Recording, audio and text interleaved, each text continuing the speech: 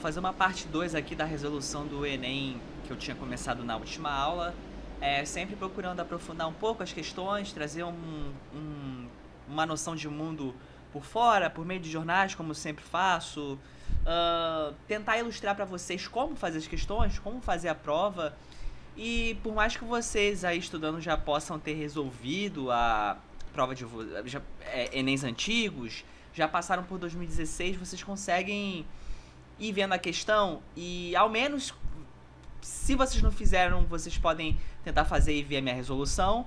E se já fizeram, pula a resolução de eu marcando a questão e vai para o que eu adicionei, que é uma forma de vocês também efetivarem, tornarem mais prático, mais eficiente o estudo de vocês com as coisas novas que eu estou adicionando nas questões. E vou chegar em um momento onde eu vou começar a fazer questão de simulado inédito, simulados de cursinhos aí que eu consegui esse ano. São questões boas para treinar, inéditas, né?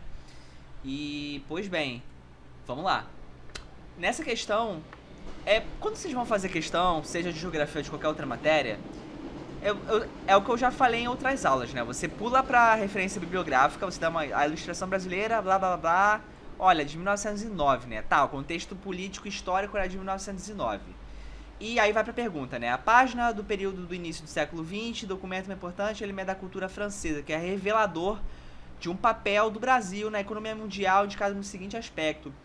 Bom, nessa época aqui o Brasil era um grande exportador de alguma coisa, e isso aqui, essa imagem francesa, ilustrava o que o Brasil era importante, né? E, bom, o texto aqui já é revelador. Café do Brasil, e tem até umas letras antigas, né, dessas notícias de jornais antigas. A verdade é que o melhor de todos os cafés. Um grande marketing querendo defender o nosso café brasileiro, que aliás é muito bom, até hoje somos exportadores de café, né? Café do Brasil em Paris, blá blá blá blá blá. E essa política de café não é minha parte falar de história, mas o café começou quando? Se eu não me engano, em 1850, no segundo reinado, né? Com Dom Pedro II, que incentivou bastante as políticas de plantio de café e tudo mais. Espero que vocês estejam tendo isso em história, né? Algo do tipo. Enfim. E com isso, pois bem, nessa época, qual era o papel revelador? Qual era o papel do Brasil na política internacional? A gente ia entrar numa primeira grande guerra mundial em 1914, que iria até 1918. E, pois bem, o que o Brasil era nesses 50 primeiros anos do século XX até hoje você já consegue marcar direto o gabarito, mas vamos ver, né? Prestador de serviços gerais. Prestador de serviço geral é algo como se o Brasil estivesse atuando no terceiro setor da economia, né? Já falei pra vocês da divisão dos setores da economia. Primeiro setor é a economia mais bruta, extrativista, né? De commodity, é o cara que planta, é o cara que minera, é o cara que extrai madeira. E o segundo setor é o industrial. Vocês sabem a história do Brasil, difícil com indústria e com fábrica, né? Tecnologia e tudo mais. E o terceiro setor seria o de serviços. Esses serviços incluídos gerais. Serviços. O Brasil seria um grande prestador de... Que tipo de serviço? De um marketing internacional, né? Será que eu vou ter no próximo? Não tem que depois. Isso mesmo. Tudo mais, né? Então, essa A não tá certo. O Brasil nunca foi reconhecido por prestar algum serviço geral fora, né?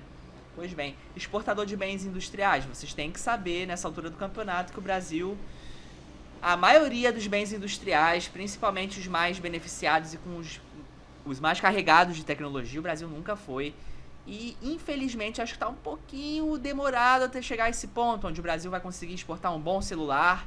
A China fez isso da década de 70 para cá, eu não digo nem 70, mas a China, desde 1990, 20 anos, a China está fazendo uma tecnologia maravilhosa, bem competitiva no cenário mundial. E por que o Brasil está para trás?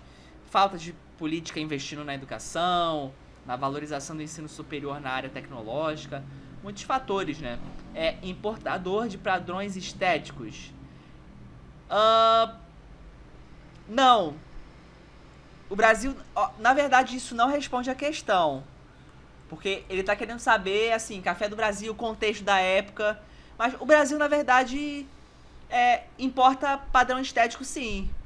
Importante elementar o que é...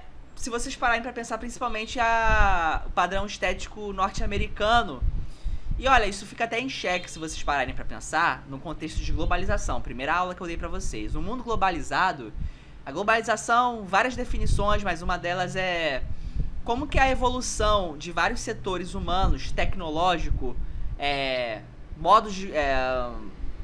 modais de transporte, né? Avião, principalmente, navio, fibra ótica, internet, tecnologia, como que a comunicação evoluiu, o transporte evoluiu para tornar os países mais próximos e como que isso também resulta numa guerra cultural dos países. E por mais que você ache que a gente pode estar globalizado junto, na verdade a gente tem que lembrar que alguns países ainda exercem maior poder no cenário mundial, né? E o Brasil importa muito padrão estético. Como qualquer outro país, também importa padrões estéticos, mas tem outros países que com suas indústrias culturais são mais fortes. Os Estados Unidos até hoje ganha mundialmente em exportar padrão estético, que o Brasil gosta bastante de importar. Se vocês pararem pra pensar, o TikTok, tá uma guerra de venda do TikTok, estão acompanhando. O TikTok é um aplicativo chinês, que os Estados Unidos, o Trump tá putaço com o TikTok, porque, obviamente, é da China, e o Trump não gosta da China, assim como o Bolsonaro, porque o Bolsonaro ama o Trump. E vocês já pararam pra pensar como o TikTok, que foi uma criação chinesa, fez um sucesso do caramba nos Estados Unidos, e o padrão estético e cultural norte-americano, que muitos TikTokers que se expõem no TikTok, o Brasil incorpora. Vocês podem ver que a galera mais nova, vocês novinhos aí, que vem a aula, mas se vocês verem, tem a meninada adolescente brasileira TikToker, cara. E eles importaram esse padrão estético, mas pra época aqui, pelo amor de Deus, né? Não tinha TikTok aqui, só foi um aprofundamento de um cenário pra vocês conectarem as coisas. E pra saberem como eu nem cobra. Fornecedor de produtos agrícolas. Olha, aí que a gente cai em duas... Quando vocês forem fazer questão do Enem, vocês sempre vão cair em duas questões. Essas duas questões aqui são bastante difíceis. O gabarito EAD, fornecedor de produtos agrícolas. Até hoje o Brasil é commodity, soja, porque o Brasil tem terra pra isso. E sempre foi bastante potente, bastante reconhecido pela sua produção agropecuária. Não é porque a gente até hoje não forma padrão de...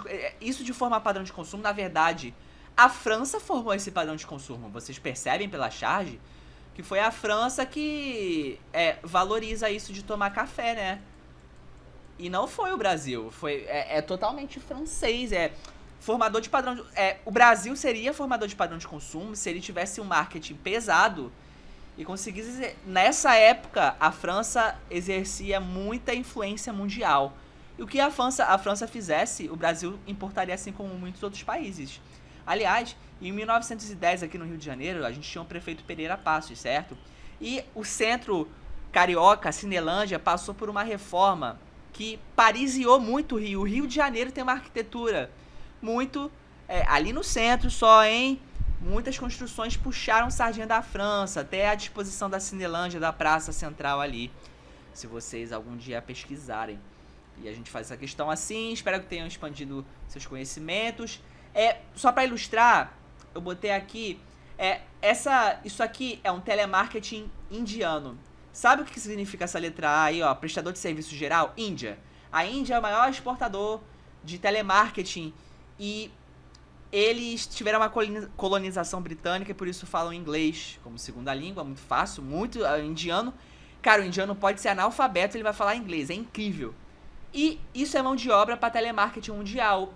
Trabalhar com telemarketing da Dell, oferecendo serviço de assessoria remota para ajudar o cara que está usando um computador Dell lá nos Estados Unidos. E o Brasil, por enquanto, a gente não é um prestador de serviço geral a esse ponto. E, por exemplo, exportador de bens, blá, blá, blá, blá, importador de padrão estético, formador de padrão de consumo. Sabe isso de formador de padrão de consumo, exportar padrão estético? Depilação brasileira, galera. Hoje em dia, não em 1909, mas o Brasil é um grande exportador de padrão estético. Isso de depilação Brazilian Waxing, né? Waxing, que lá nos Estados Unidos é bastante... o nome, na Europa e nos Estados Unidos é Brazilian Waxing. E na Flórida, que tem uma grande imigração brasileira, cara, os caras brincam, né? Do The Brazilian, que é você rapar o pelo lá da pepeca todinho, deixar lá no padrão, quer seja lá o padrão que seja favorável. E é isso, cara. E viajando um pouco aqui com vocês, já vou voltar pro cenário de Enem, mas é legal vocês terem conhecimento. E isso de exportar cultura é indústria cultural. Indústria cultural vocês já devem ter tido com a Thaís Menezes maravilhosa em Sociologia, que basicamente como que você consegue industrializar alguma característica de sua cultura, do seu país, da sua sociedade e vender isso. Aqui o Brasil tem uma cultura de não aceitação de pelos, e isso é vendido com isso de depilar. É acadêmico, gente. Você pode estudar isso dentro de um laboratório de ciências sociais. É acadêmico, purinho, purinho. E a gente vende muito padrão estético. Marca de biquíni, o Brasil também vende. E até mesmo com o Império do Bronze aí, aquilo de passar fita isolante, a gente tenta vender, na verdade. Não pegou muito não, mas a depilação pegou. Principais produtos exportados pelo Brasil e que até hoje a gente é reconhecido como exportador de commodities. O café tá em 10º ainda, hein? Então 1909 da questão ainda é hoje. Soja, petróleo, minério de ferro, a gente é muito commodity. Gente, olha só os principais demais produtos manufaturados, ou seja, manufaturado que tem um pezinho na indústria, mas ainda não tem muito valor agregado, né? É tipo um tênis, que é um produto manufaturado, porque apesar de ter indústria, ele ainda não tem uma tecnologia de chip, por exemplo. É complicado, né? O Brasil, a gente tem que evoluir isso aí pra ficar mais bonito. Isso aqui, deixa eu dar um zoom, como é que eu dou um zoom aqui? Eu botei isso aqui, os principais produtos importados brasileiros. A gente importa muito manufaturado, e tá escrito aqui... Não tem exemplos não, mas qualquer produto manufaturado, tênis da Nike, essas coisas assim, nesse naipe. Medicamento. A gente não tem indústrias farmacêuticas fortes, aliás, isso não é um problema do Brasil, é um problema mundial, onde muitos países têm Bayer e qualquer outra empresa europeia, farmacêutica principalmente, eles que vão botar a filial deles no seu país e vão produzir na patente deles. E a gente importa muito, resumindo. É triste, né, a gente não ter uma indústria nacional farmacêutica, tipo uma Petrobras da química, né? A gente importa óleo combustível, partes e peças para veículos, sim, circuitos integrados, óbvio, né? Inseticidas químicos no geral, plataforma de perfuração.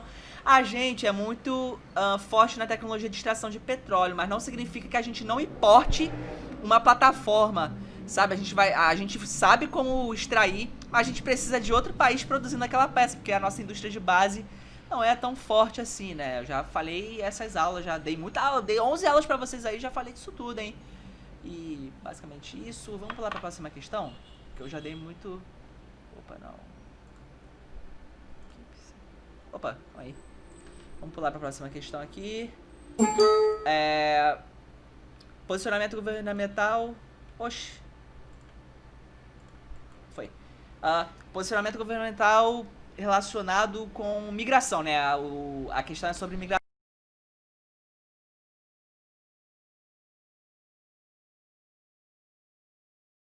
I'm Todd Bensman, Senior National Security Fellow for the Center for Immigration Studies. I'm standing on the Croatian side of the Hungarian border. A farmer brought me out here on his tractor, and in broken English he tells me that there's virtually no migration here anymore, but the wall still stands as a fortification that is somewhat deterring to migration in this whole area. You can see on this side, barbed wire layers the bottom of this fencing, this section of fencing. About 6 kilometers from here is the electrified fencing that first went up about 3 years ago and forced a lot of the migration over to this area, which is just a few miles from the Serbian border. I'm in the Hungarian village of Raski, right on the border with Serbia. Behind me is Hungary's massive 170-kilometer fence. E aqui no... Olha só, esse texto aqui de cima fala sobre como refugiados, principalmente da guerra síria, né? Mas a gente anda numa época onde tá com muita... A gente nunca viveu, o mundo nunca foi tão pacífico, mas a gente anda acentuando um cado de problemas internacionais conflituosos, migração, enfim, ó. Os grandes atores dessa questão são a Hungria, gravem isso. Eles construíram um grande muro da borda deles, na fronteira deles, principalmente impedindo a migração síria, que quer ir para a Europa por causa do conflito na Síria, que até hoje está rolando, né? E a ACNUR é uma sigla que vocês podem ouvir bastante quando se trata de imigração, Alto Comissariado das Nações Unidas para Refugiados.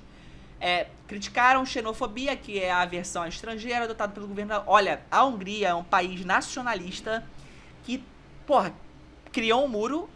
É de se esperar que o cara tá querendo evitar aqueles estranhos de chegarem no meu país, né? E não roubar vaga. Muita xenofobia, vocês conseguem ler aqui, né? O posicionamento governamental, aí se fala até pra pular pra referência bibliográfica, vocês já sabem que é um site de notícia europeu aqui, 2015, ser recente, tá? Posicionamento governamental no texto é criticado pela ACNUR, por ser considerado um caminho para. Essa posição húngara pode ser um caminho para o quê, hein? Alteração do regime político? É possível, poderia ser possível, mas isso é muito extremo, a questão teria que dar uma... alterar regime político basicamente é uma indireta para. Hungria, tu é muito xenofóbica, né? Você vai virar um país fascista aí nos próximos anos? Tô com medo, porque vocês estão com a versão a migrante aí. Isso é um pulo pra virar um país ultranacionalista, que é um pulo pra virar fascista. Teria que dar mais embasamento no texto pra isso. Vocês não poderiam marcar essa questão. E fragilização da supremacia nacional. Não. Na verdade, isso aqui quebra a questão, porque tá intensificando muito a supremacia nacional. Isso de supremacia é um pulo para ultranacionalismo, né? País supremacista, que a Hungria que manda nisso aqui, a gente vai criar barreira porque a gente não quer migrante fugido na nossa terra. É nesse tom que vocês teriam que interpretar essa B estando errada, porque não tá fragilizando, tá reforçando, né? E expansão dos domínios geográficos, expandir domínio geográfico, território. É difícil hoje em dia a gente ter isso e tá fora do contexto da questão. Expandir domínio geográfico, primeiro, a Hungria teria que virar uma nova Alemanha de Hitler, né? Porque estão putos 1000 graus com a migração síria e a gente vai quebrar isso aí, a gente vai começar a expandir o território húngaro pra tentar impedir os migrantes. Sabe como vai escalando, que não tem nem sentido essa escalação que tá nascendo aqui, né? Cerceamento da liberdade de expressão. Possível dentro de um contexto onde essa expressão poderia vir de outros migrantes dentro da Hungria, falando dos maus tratos da Hungria. E a Hungria podia cercear a liberdade de expressão e você proibir alguns de falarem e deixar outros falarem. Se você proíbe imigrantes de falar, porque você tá tirando a liberdade, sim, e você é xenófobo, né? Justamente pra não deixar eles relatarem os problemas na posição deles, de fala e de vida, sabe? E fortalecimento das práticas de discriminação. Esse é o gabarito. E vocês poderiam se enrolar para chegar até a E, porque outras questões tem tudo uma pegada na tendência de virar fascista, mas em nenhum momento o texto fala, nossa, a Hungria vai virar fascista, sabe? Se o texto indicasse que a Hungria está em caminho de virar um ultranacionalismo Alemanha nazista style, a alteração do regime político seria uma alternativa, a fragilização da supremacia não, que tinha que reforçar, expandido do domínio geográfico é um passo depois de ter virado ultranacionalista, cerceamento da liberdade de expressão é presente em países fascistas. Essa expansão que eu dei na questão, às vezes você tem que tomar cuidado, porque pode ser muito além da resposta. Optem pelo caminho simples de resolver questão, porque é a forma como as questões cobram. Às vezes vocês pensam demais e acabam errando a questão, infelizmente. Deveria ser assim. E isso aqui é um slide só pra falar de vocês de relatório. Em 2018, né, refugiados aqui no Brasil a gente tem o número de refugiados. Vocês viram que refugiados sírios vieram pro Brasil só em número pequeno considerado. Eles buscam muito países europeus com maior qualidade. Aí vocês podem pensar bastante polêmicas, tipo, nossa, o cara já tá numa situação de refugiado e vai procurar o melhor país pra ele, então tem pouco refugiado aqui no Brasil. E isso, a Europa também pensa em países que receberam muito migrantes, como França e Alemanha. Tem até políticas deles de dividirem o contingente de imigrantes. Chegou no ponto, nas últimas notícias, onde a Alemanha não está recebendo mais... A Alemanha está dificultando muito a inserção de imigrantes. Migrante forçado, principalmente, sempre vai passar dificuldade, gente. É uma coisa horrível, né? Infelizmente. Esse aqui, eu botei essa questão para vocês terem um pouco de noção socioambiental que cai dentro de geografia, mas isso é uma questão até fora de geografia, mais sociologia, né? Vandé, de qualquer forma, entre as alterações que nós vimos nas normativas do Ministério do Meio Ambiente está a Declaração de Reconhecimento de Limites, que permite invasão, exploração e até comercialização de terras indígenas ainda não homologadas. Infelizmente, para o meio ambiente, o ministro Ricardo Salles é muito eficiente. Ele fala e faz. Como se fala, é a raposa tomando conta do galinheiro, né? Eu acho que essa questão é interessante, assim, o governo brasileiro, infelizmente, assim, também os militares, aparentemente, têm uma mentalidade em relação à Amazônia, que é uma mentalidade dos anos 70, né? Ou máximo anos 80, ou anos 60 mesmo, que é uma mentalidade de que a Amazônia é uma fronteira que a gente tem que defender porque querem roubar a Amazônia da gente. E eles não conseguem entender que o debate ambiental, mais ou menos, mas o debate ambiental é um debate global, né? Se você destrói a Amazônia, você esculhamba até com a chuva em São Paulo, com a chuva no Mato Grosso. Quer dizer, nem no meio da pandemia, eu volto para a frase infeliz que a matéria mostrou, a tranquilidade no meio da pandemia que ele fala, né? Para passar a boiada, nem a pandemia consegue fazer com que essas pessoas entendam que, de fato, existe um processo material de globalização. Porque a pandemia mostrou isso. Na espanhola, os médicos e engenheiros sanitários já falavam, cuidado com a circulação populacional, o mundo está ficando unificado. Isso em 1919, 1918. Hoje é muito maior. Então, a questão da globalização que fez com que a pandemia tomasse o mundo em um mês, mais ou menos, um mês e meio, isso deve lembrar a todos que, assim, a Amazônia é do Brasil, mas do ponto de vista do planeta, está todo mundo junto na mesma situação. Então, você não precisa ser a Greta Thunberg ou fazer aquelas coisas que ela faz, certo? Para entender que essa mentalidade do governo Bolsonaro, incluindo, infelizmente, alguns militares, é uma mentalidade de guerra fria, de achar que querem roubar a Amazônia. Não, o problema da Amazônia é que você não pode ficar matando ela o tempo inteiro, porque você esculhamba o equilíbrio climático de fato. Então, é uma tristeza essa visão é bastante ignorante, atrasada, e um monte de gente paga a conta. De cara, os índios, né? Vamos dar um pulinho rápido na referência sobre destruição, pensamento político e crítica ambiental no Brasil escravista. Caramba, pensamento político e crítica ambiental no Brasil escravista. Na época da escravidão já tinham críticos ambientalistas no Brasil. Interessante. Foi pela editora Zahar 2002. E tá... Pula para a pergunta, descrevendo a posição dos críticos ambientais brasileiros do século XVIII e XIX, o autor demonstra que, via de regra, eles viam o meio natural como. Realmente está tratando aí de críticos ambientalistas brasileiros pioneiros, lá na época da escravidão ainda. Pensavam em ambiente na escravidão, que incrível, né? A linhagem dos primeiros políticos ambientais, blá blá blá, não praticou o elogio laudatório da beleza e da grandeza do meio natural. Elogio laudatório da beleza... Eles não usaram as belezas naturais do Brasil como ponto positivo, né? Vamos ver o que eles usaram. O meio natural foi elogiado por sua riqueza e potencial econômico, sendo sua destruição interpretada como um signo de atraso, ignorância e falta de cuidado. Olha só, gente. Na época da escravidão, esses críticos aí, sejam lá quem eles foram, amém, obrigado a eles, já viam que destruição do mato é significado de atraso.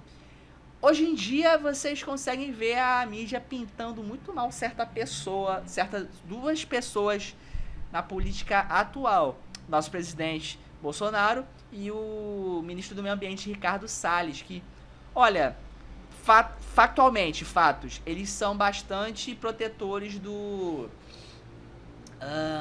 da extensão da agropecuária e, realmente, se vocês forem parar para analisar todas as mudanças ambientais de legislação, eles não deram privilégio ao ambiente, não, cara. Na verdade, facilitaram extrativismo de minerais em terras indígenas, expansão da agropecuária na Amazônia, em lugares proibidos.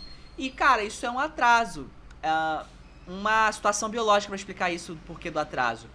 Tem muito potencial biológico mesmo nesses lugares que a gente não sabe, potenciais fármacos.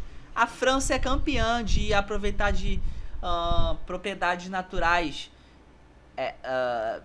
sejam de insetos, bichos, árvores, que depois vira cosmético, vira produto farmacêutico. Aí a gente não faz isso, outro país faz. Ai, cara, é triste, né? Blá, blá, blá. Descrevendo a posição do crítico, o autor demonstrava que, via de regra, eles viam o meio natural. Esses autores viam o meio natural como, então? Ferramenta essencial para o avanço da nação? É interessante. Deixa uma estrela aqui, vamos ver as outras aqui. Dádiva divina para o desenvolvimento industrial. Dádiva divina? Pô, não falou em nenhum momento de religião. Principalmente esses críticos que têm cara de ser pessoa da academia. Academia, você pode ser religioso pra caramba dentro da academia científica de uma universidade, mas você vai ter que operar dentro de um contexto acadêmico da metodologia científica, entende? Uma coisa não anula a outra, mas você vai ter que obedecer a hierarquia científica dentro. Então não é uma dádiva divina. Paisagem privilegiada para a valorização fundiária. Olha que interessante. Não, isso aqui é justamente o que os atuais políticos pensam e é o que muitas vezes já aconteceu no nosso país. Muitas políticas... É uma política de atraso você pensar em valorização fundiária. Tipo, que paisagem maneira, vamos desmatar e vender lotes de terra aí.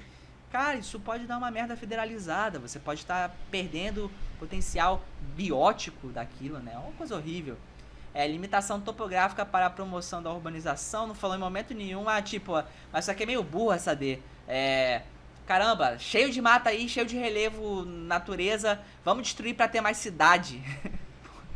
O Brasil é tão grande que até hoje a gente não ocupou tudo. Ainda bem. E o obstáculo climático para o estabelecimento da civilização também não foi falado disso, viajou demais.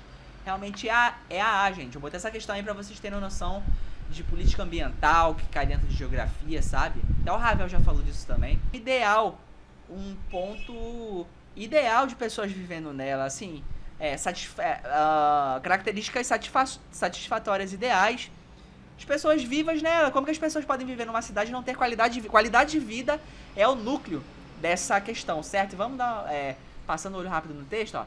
Função social da cidade incorpora organizar espaço físico como fruto de regulação social. Tá, tô perdido, mas tá. Isto é, cidade deve contemplar todos os seus moradores, não somente aqueles que estão no mercado formal da produção capitalista da cidade. Em outras palavras, tá falando aqui que cidade...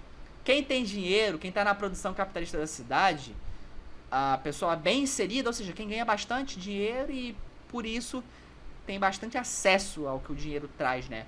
Ele vai ser melhor contemplado do que uma pessoa pobre.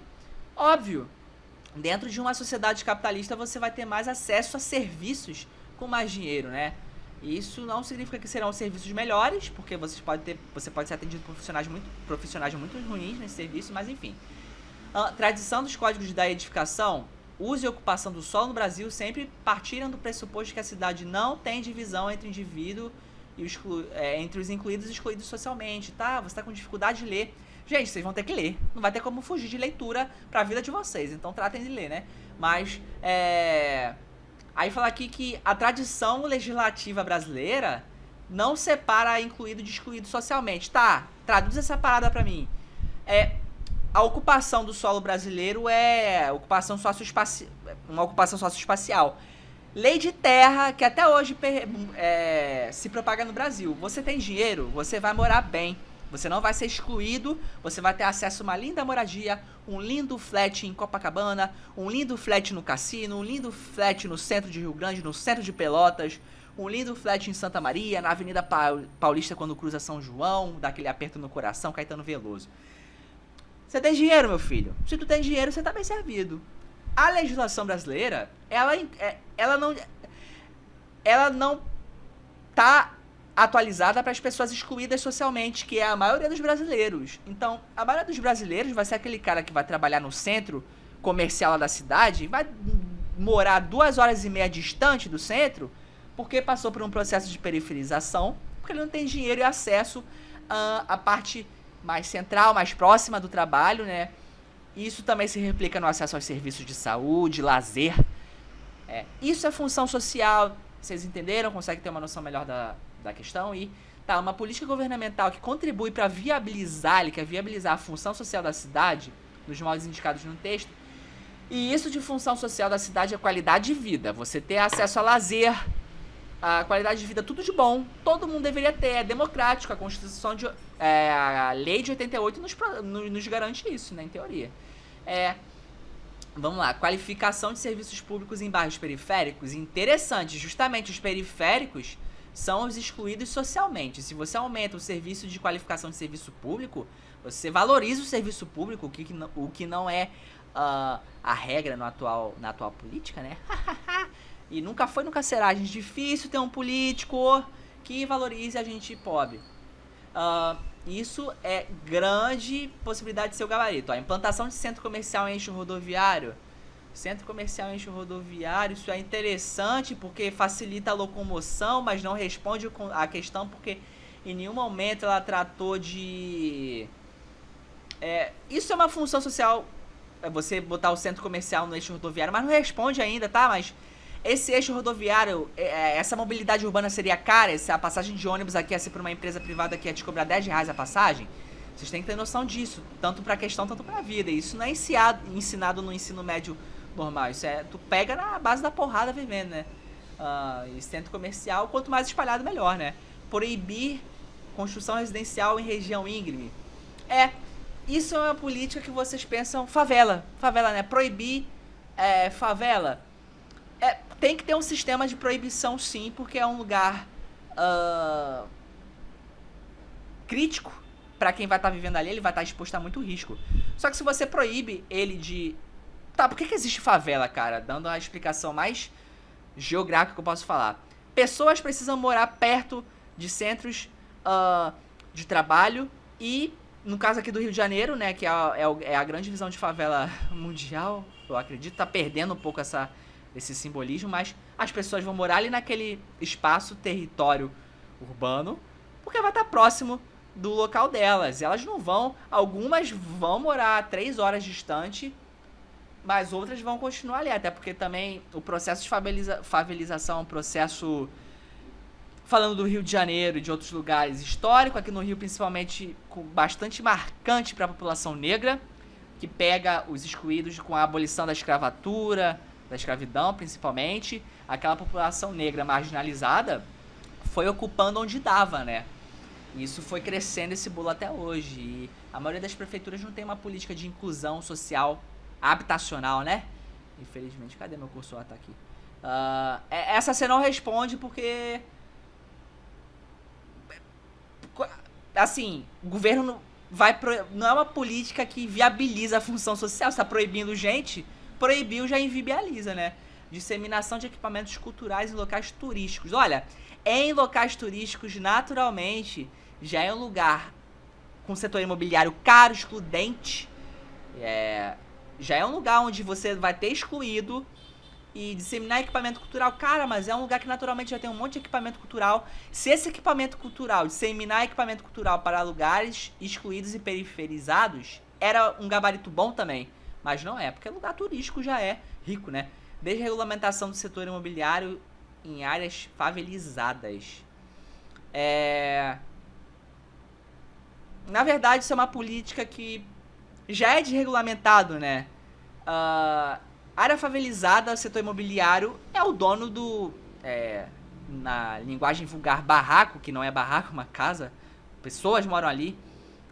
Já é desregulamentado. Se não tem uma regulamentação, na verdade, uma política governamental seria começar a regular essas pessoas, cobrando IPTU e outras coisas que a maioria das comunidades não pagam, mas retornar esse serviço cobrado para eles, com aumento das pracinhas de práticas de exercício, ampliar a rede de esgoto nas comunidades, coisa que não acontece, né? É o gabarito. Realmente é o gabarito. Qualificar serviço público em bairro periférico.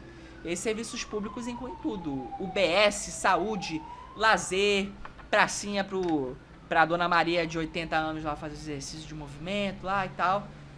Espero que tenha explicado essa questão bem. Sobre função social da cidade. Gente, vocês têm que ter noção disso pra vida. Morar numa cidade é pedido qualidade de vida. E a maioria das cidades brasileiras não oferecem isso. Você ficar num trânsito de 2 horas e meia, como é o caso aqui no Rio de Janeiro, que eu encaro quando eu vivia aqui nesse inferno, que é um inferno muito bom na época de férias, mas na época de trabalho, visto tá louco. Uma cidade afeta até o psicológico da pessoa. A arquitetura de uma cidade pode afetar a gente. É muita gente, grandes capitais com próximo de 10 milhões de pessoas, tem que ter uma forma de lazer, cultura, oferta de serviços públicos bons. Isso tudo é função social. Infelizmente, cada vez mais a gente tem acesso a essa função social por meio pago, né? Só que grande parte vai ser excluída. E mesmo pagando não tem qualidade, ou seja, tá lascado, né? Nessa 40 aqui, questão cultural. Aí, calma aí, referência. Mudou a música, mudaram caipiras. Será que é meio rural? Pode ser, né? Caipira. Questão cultural indicada no texto. Vai ter alguma questão cultural. Ressalta o seguinte aspecto socioeconômico do atual campo brasileiro. Questão legal de agrária, né?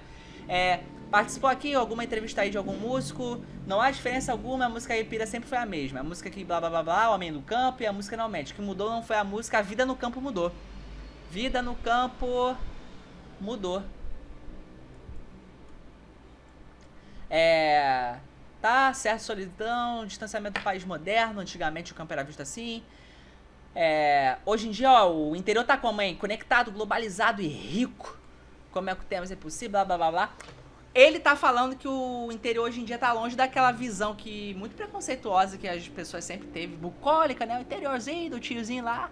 O interior hoje em dia tá longe de ser interior. O interior tá, às vezes, com uma cidade muito mais urbana do que as grandes capitais, com uma qualidade de vida estrondosa. O interior de São Paulo é referência nacional. O interior do Rio Grande do Sul também. Pra vocês terem noção. Vocês aí no Rio Grande do Sul tão bons, hein? Parabéns. E, pra vocês terem noção, até o interior do Rio tá bom. Então o interior ainda continua bom. Ainda tem todos os benefícios de uma cidade grande. Mas, infelizmente, se todo mundo tiver essa ideia, o interior vai virar uma cidade grande, vai começar a ficar ruim, tá? A questão cultural indicada no texto ressalta o seguinte aspecto, crescimento do sistema de produção extensiva. Não, o campo tá cada vez mais intensivo. Produção extensiva é você comprar um lote de 1 milhão de hectares e largar a sua produção agropecuária lá. Hoje em dia, a limitação de espaço com a quantidade de gente viva te força a ser mais produtivo e eficaz em pouco espaço de terra, certo? Expansão de atividade das novas ruralidades. Interessante. Novas ruralidades, responde a questão. Porque as novas ruralidades são ruralidades urbanas, né? Globalização. Persistência de relações de trabalho compulsório. Isso não está no enunciado, mas isso é uma verdade, hein? Isso é verdadeiro, não responde ao enunciado. Mas o campo ainda vive bastante trabalho compulsório. Trabalho análogo à escravidão. É muito presente em muitas fazendas. A fazenda do Ratinho. O Ratinho empregava gente escrava lá. E contenção da política de subsídios agrícolas. Não. Apesar do campo estar bastante globalizado e inserido numa vida mais urbana, na verdade o governo favorece esse campo. Vai ter um slide aí próximo que eu vou explicar para vocês. Fortalecer modelo de organização cooperativa. Isso acontece. A cooperativa, principalmente para o pequeno produtor, rola, mas no enunciado não fala disso. E a B, então, é a resposta. E Sorriso é a capital nacional do agronegócio. Olha só como é que é Sorriso. Olha só. Cara, isso é bem urbano. Caramba. Poxa, lembra um pouco foto aérea assim. Lembra Pelotas, lembra Rio Grande, desconsiderando o mar. E, caramba, isso, cara, é uma cidade. Tem, poxa, papo de 100 mil pessoas aí, 100 mil cabeças, isso aí. É uma cidade, cara, urbana. Tudo que tem numa cidade grande tem aí. Óbvio que tem, vai ter shopping, vai ter tudo, vai ter estágio. Porra, serviço de saúde, as cidades crescem assim, né? E o interior não é tão caipira mais não, gente. O interior é inserido na globalização. E, legal. Opa, chegamos no finalzinho. Uma questão sobre... Oxi, tirar aqui meu painter aqui. Uma questão sobre números de filhos... demografia, né, gente? Já falei, ressaltei pra vocês que a fecundidade tá diminuindo, os países estão tendo menos filhos, em alguns, não todos. Por que disso? Como é que tá acontecendo? Uma consequência, a fonte foi um jornal, IBGE, questão bem direta que ajuda muito, né, na geografia, quando você pega uma questão assim numa prova de 45 questões, caramba, questão direta. Alerta para o futuro porque tá diminuindo muito filho. Por que desse alerta? Vou explicar mais ali na frente. Consequência socioeconômica para os países que vivenciam o fenômeno demográfico ilustrado é diminuição da oferta da mão de obra nacional? Sim, vai diminuir. Você tem poucas... As pessoas estão... A população está aumentando porque as pessoas estão tendo uma maior expectativa de vida. Não está diminuindo... a diminuição da média da expectativa... Não, está aumentando, mas está aumentando também, vai aumentar o número de velhos, né? De idosos. Disponibilidade de serviços de saúde, diminuição da disponibilidade... Não, a disponibilidade de serviços de saúde tem que aumentar, a gente tem um aumento, na verdade, tem mais gente viva, porque ela está aumentando a expectativa de vida, né? Despesa de natureza previdenciária, diminuição da despesa... Gente, já falei pra vocês em tudo que é aula, a quantidade de idosos está aumentando, a despesa previdenciária vai aumentar exponencialmente, imigração de trabalhadores qualificados... Até certo ponto isso pode acontecer por motivos culturais, né? Pode acontecer por motivos culturais e outros fatores negativos que façam com que um país seja horrível para aquela pessoa qualificada. Mas de forma geral, com a diminuição da mão de obra, da oferta de mão de obra nacional, até as pessoas que alguma vez na vida pensaram migrar, não vão, porque vai ter oferta de mão de obra no país delas, não vão precisar migrar, com boas propostas de emprego, sabe? Pessoa bastante qualificada é protegida de certo nível. E essas consequências... Qual é o medo de perder gente? Olha, a China aboliu a política de filho único dela, porque eles viram que a quantidade de idosos ia aumentar muito. Muito demais. A gente precisa... Você não pode diminuir a mão de obra ativa, né?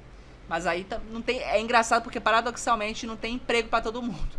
Principalmente crise de empregos aqui no Brasil, né? Cara, que mundo paradoxal que a gente vive, né? E a Europa aqui, ó, como 4 países europeus estão lutando para que seus cidadãos tenham mais filhos.